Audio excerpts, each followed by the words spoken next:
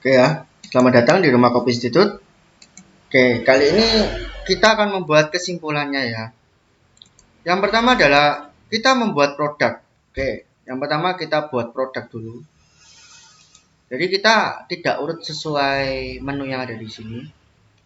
Membuat produk, pastinya yang pertama adalah kita membuat kategori dulu. Lalu yang kedua, kita masukkan produk.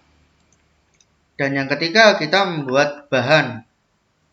Setelah bahan kita buat, kita masuk ke produk lagi untuk sinkronisasi bahan pemakaian, sehingga nanti akan muncul harga beli.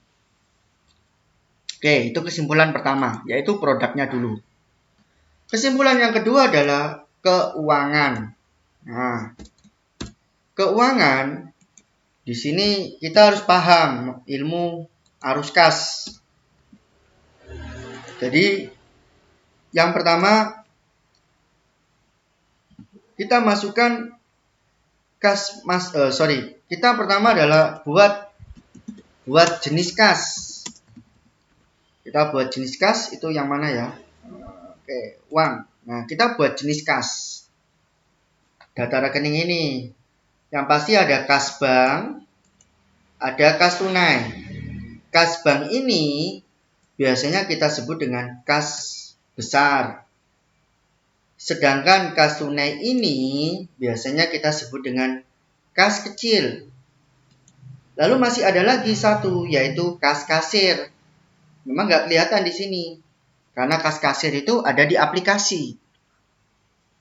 Jadi, uang kita transfer untuk modal awal di bank, lalu kita ambil untuk kas tunai admin.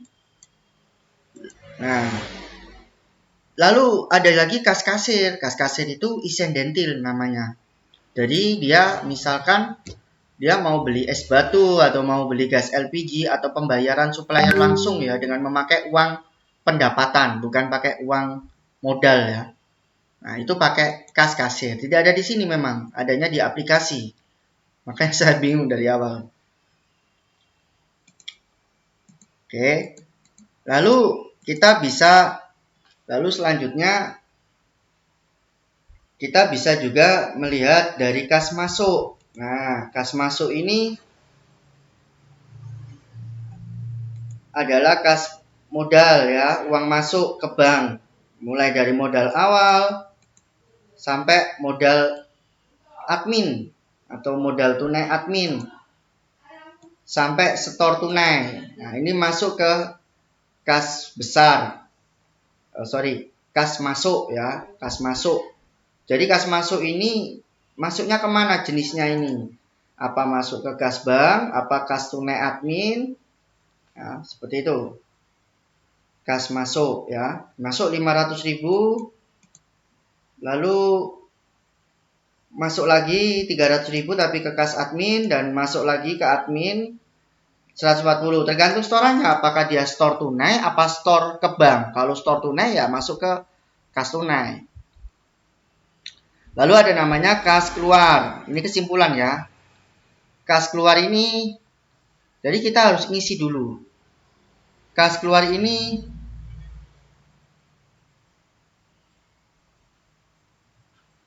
adalah,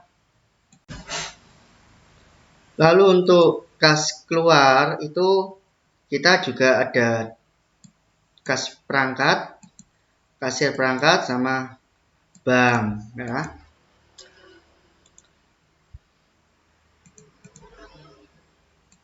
Lalu ada namanya laporan kas ya, atau laporan keuangan. Kita akan cek di laporan keuangan juga, saldo, itu juga bisa laporan keuangan ya, atau laporan arus kas. Nah, itu juga kita bisa cek saldo, mutasi, pengeluaran, itu kita bisa. Lalu ada namanya laporan stok.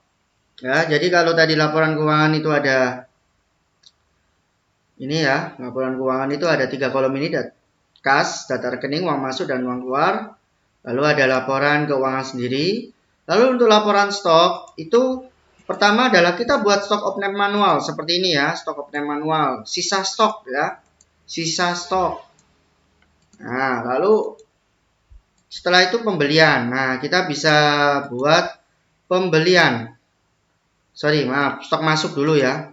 Stok masuk dulu. Ini pembelian belakang. Stok masuk dulu. Itu adalah untuk stok awal ya. Stok awal. Tergantung stok awalnya ini kita sisa stok dari praktek atau enggak.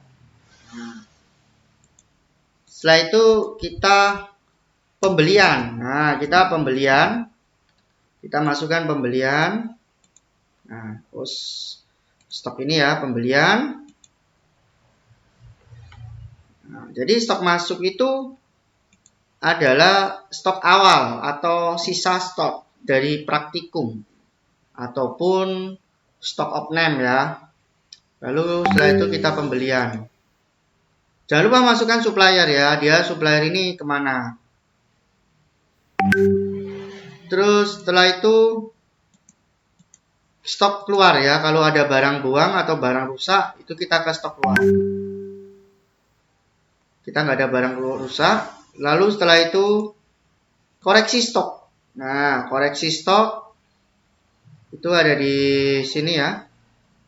Kalau kita mau input stok fisik ya, mau input dari hasil stok fisik ya, hasil stok fisik. Oke. Seperti itu untuk kesimpulannya. Untuk fitur-fiturnya nanti saya akan jelaskan di video berikutnya. Oke, terima kasih.